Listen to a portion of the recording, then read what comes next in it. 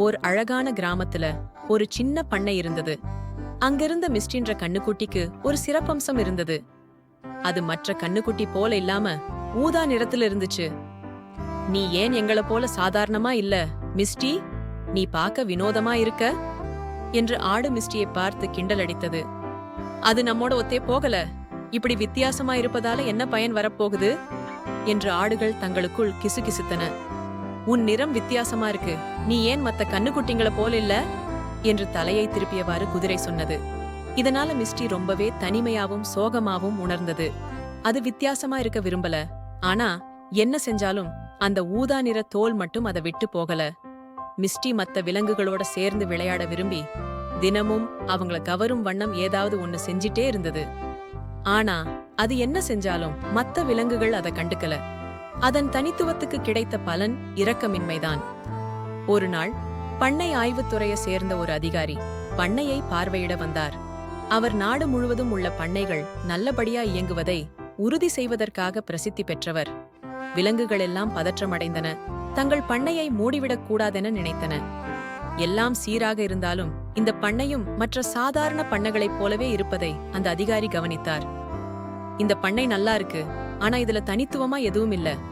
நாட்டுல நிறைய பண்ணை இருப்பதால தனித்துவம் இல்லன்னா இத மூடுறத தவிர வேற வழி இல்லன்னு அதிகாரி விவசாயியிடம் சொன்னார். நான் நல்லாதான் பாத்துக்கிறேன், கடுமையா உழைக்கிறேன், வேற என்ன குறை இருக்கு என்று விவசாயி தனக்குள்ளே சோகமாக கேட்டுக்கொண்டார். பேசி முடித்துவிட்டு திரும்பும்போது அந்த அதிகாரியின் கண்ணில் ஏதோ தென்பட்டது. தூரத்தில் ஊதா நிற தோல் கொண்ட மிஸ்டி தனியாக நின்று கொண்டிருந்தது. அட, என்ன இது? இந்த கண்ணுக்குட்டியின் நிறம் அட்டகாசமா இருக்கு. நான் இதுவரை இப்படி ஒன்றை பார்த்ததே இல்ல. இது ரொம்ப தனித்துவமானது என்று அதிகாரி ஆச்சரியத்துடன் சொன்னார். ஆமா, மிஸ்டி விசேஷமானதுதான். பிறந்ததிலிருந்தே இப்படித்தான் இருக்கு. அதனாலேயே மத்த விலங்குகள் அதை ஏத்துக்கல என்று அந்த விவசாயி சொன்னார். ஒரு கண்ணுக்குட்டியின் தோல் ஊதா நிறத்தில் இருப்பதெல்லாம் அதிசயமான விஷயம். அதுதான் உங்க பண்ணையை தனித்துவமான பண்ணையா ஆக்குது என்று சிரித்துக்கொண்டே அந்த அதிகாரி சொன்னார். கவலைப்படாதீங்க, உங்க பண்ணை விசேஷமானதுதான். மிஸ்டியின் ஊதா நிறம் உங்களை புகழ் பெற செய்யும். உங்க பண்ணை திறந்துதான் இருக்கும் என்றார் அந்த அதிகாரி. இவ்வளவு காலமா மிஸ்டியை புறக்கணித்து கேலி செய்த விலங்குகள் இப்போது அதை ஒரு புதிய கண்ணோட்டத்தில் பார்த்தன. அதிகாரியின் வார்த்தைகளால் மிஸ்டி எவ்வளவு தனித்துவமாகவும் அழகாகவும் இருக்கு என்பதை மற்ற விலங்குகள் புரிந்து கொண்டன. மிஸ்டி, உன் ஊதா நிற தோல் அழகா இருக்கு. நாங்க உன்னை புறக்கணிச்சது தப்புதான் என்று ஆடு மன்னிப்பு கேட்டது. நீ உண்மையிலே விசேஷமானவதான் மிஸ்டி என்று குதிரை தாழ்மையாக சொன்னது. அன்று முதல் அந்த பண்ணை ரொம்பவே புகழ் பெற்றது. வழக்கத்துக்கு மாறான அழகான ஊதா நிற மிஸ்டிதான் அதற்கு காரணம்.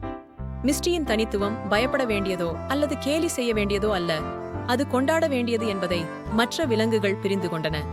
மேலும் எல்லாம் ஒன்று சேர்ந்து அந்த பண்ணையை இன்னும் விசேஷமான இடமாக மாற்றின. இறுதியில் மிஸ்டியின் ஊதா நிறம் பண்ணையின் அழகின் அடையாளமாக மாறியது.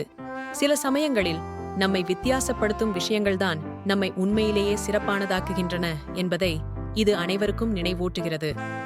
சில நேரங்களில் வித்தியாசமாக இருப்பதுதான் நம்மை பிரகாசிக்க வைக்கிறது. இதோ நமது கதை முடிவுக்கு வந்தது.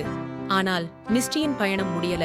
அந்த பயணத்தை மேலும் ரசிக்க டிஸ்கிரிப்ஷன்ல இருக்க லிங்கா கிளிக் பண்ணி மிஸ்டியை பத்தி ஒரு இங்கிலீஷ் சாங் கேளுங்க.